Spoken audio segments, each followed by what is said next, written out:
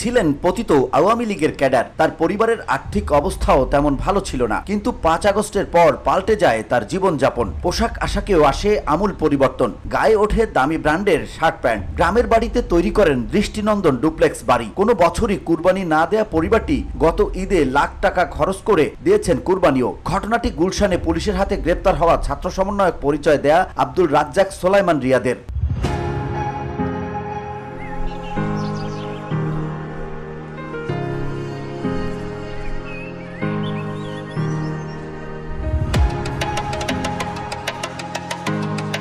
গ্রেপ্তার রিয়াদ নোয়াখালীর সেনবাগ উপজেলার নবীপুর ইউনিয়নের বাসিন্দা। 5 আগস্টের পট পরিবর্তনের পর বদলে যায় তার জীবন।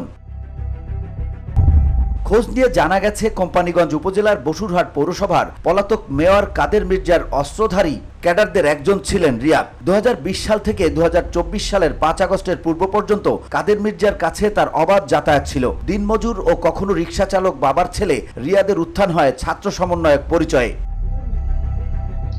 বৈষম্য বিরোধী ছাত্র আন্দোলনের সম্মিলিত বেসরকারি বিশ্ববিদ্যালয়ের ভারপ্রাপ্ত আহ্বায়কের পদ পান রিয়াদ। তিনি স্বরাষ্ট্র মন্ত্রণালয়ের ছাত্র প্রতিনিধির দায়িত্বে আছেন বলেও চাউর হয়। পরে অবশ্য স্বরাষ্ট্র মন্ত্রণালয় বিষয়টি অস্বীকার করেছে।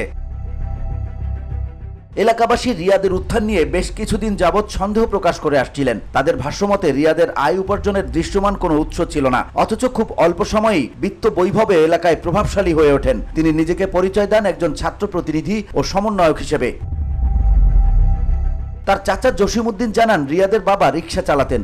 বয়স বেশি হয় এখন আর তিনি রিক্সা চালান না, তবে তার বড় ভাই আবু রায়হান এখনো রিক্সা চালান। পাশাপাশি কৃষিকাজও করেন। তাদের ভিটে ছাড়া আর কোনো জায়গা জমি নেই। তিনি আরো জানান, 2.5 মাস আগে রিয়াদ বাড়ির পুরনো টিন শেড বাড়ি ভেঙে পাকা ভবন নির্মাণ শুরু করেন। এতে এলাকাবাসী অবাক হয়। তবে রিয়াদ কিভাবে এত টাকার মালিক হলেন সে বিষয়ে কিছু জানাতে পারেননি চাচা জসিম। প্রসঙ্গত, সমন্বয়ক পরিচয় দিয়ে রোববার রিয়াদ ও তার সহযোগী কাজী গৌরব অপু গুলশানের 83 নম্বর রোডে সংরক্ষিত নারী আসনের সাবেক এমপি শাম্মী আহমেদের বাসায় যায়। 40 লাখ টাকা না দিলে তাকে পুলিশে ধরিয়ে দেবে বলে হুমকি দেয়। পুলিশকে বিষয়টি জানালে গুলশান থানা পুলিশ ঘটনাস্থলে গিয়ে রিয়াদ সহ 5 আসামিকে হাতে নাতে গ্রেপ্তার করে এবং ওই সময় কাজী গৌরব অপু দৌড়ে পালিয়ে যায়।